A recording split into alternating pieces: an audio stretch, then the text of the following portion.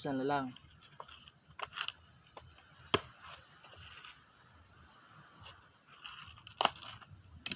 Yan.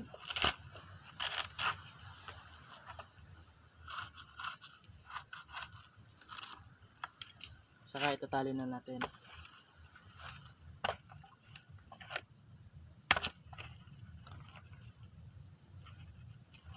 Ganito yung buhay probinsya dito sa amin. Mahirap, pero masaya naman.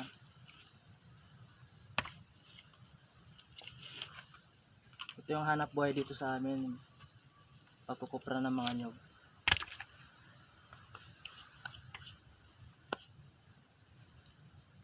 Nakakapagod mga boss.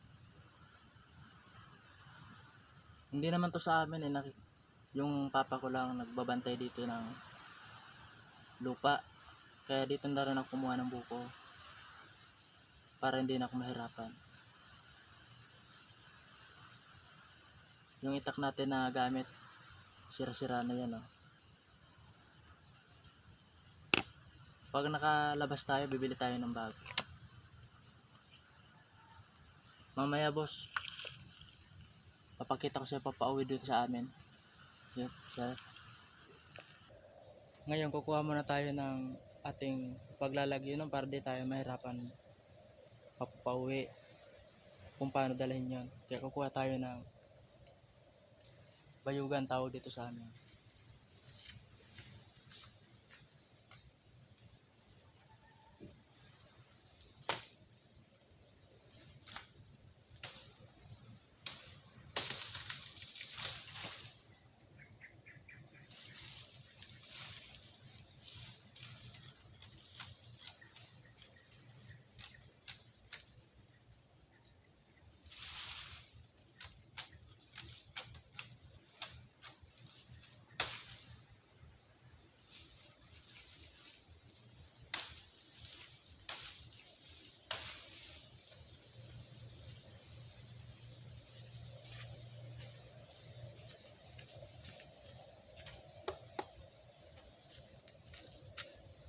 Ang hirap pag malit yung itak, lalo na kung malaki yung ganito, mahihirapan ka talaga kumuha.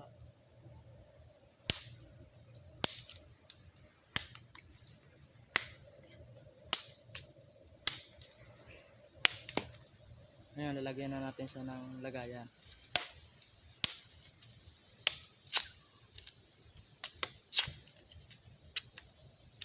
Yan, ganito.